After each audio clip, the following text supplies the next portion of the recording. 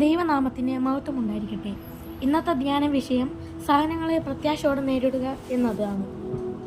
നമ്മുടെ ജീവിതത്തിൽ പലവിധ പരീക്ഷണങ്ങളും സഹനങ്ങളും വരാറുണ്ട്. ചിലപ്പോഴത് നമ്മെ തളർക്കുകയും നിരാശയിലാക്കുകയും ചെയ്യാം. എന്നാൽ ദൈവവചനം നമ്മെ പഠിപ്പിക്കുന്നത് ഈ സഹനങ്ങളെ പ്രത്യാശയോടെ നേരിടണമെന്നാണ്.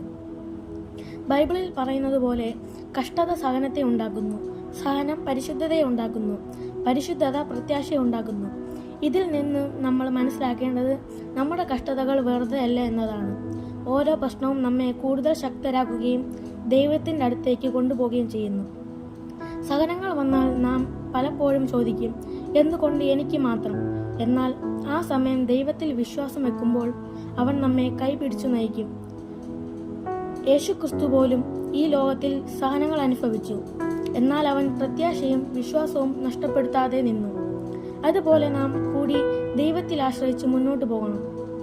പ്രിയമുള്ളവരെ, സഹനങ്ങൾ നമ്മുടെ ജീവിതത്തിന്റെ അവസാനമല്ല, അതൊരു പുതിയ ആരംഭത്തിന്റെ വരി മാത്രമാണ്. പ്രത്യാശയോടെ നിൽക്കുന്നവർക്ക് ദൈവം ഒരിക്കലും വിട്ടുകൊടുക്കില്ല. അതിനാൽ നമ്മുടെ എല്ലാ പ്രശ്നങ്ങളെയും സഹനങ്ങളെയും പ്രത്യാശയോടെ നേരിടാം. ദൈവത്തിൽ വിശ്വാസം വെച്ച് മുന്നോട്ട് പോകുമ്പോൾ ഒരു നാളും നാം വിജയത്തിന്റെ പ്രകാശം കാണും. ദൈവം നമ്മെ അനുഗ്രഹിക്കട്ടെ.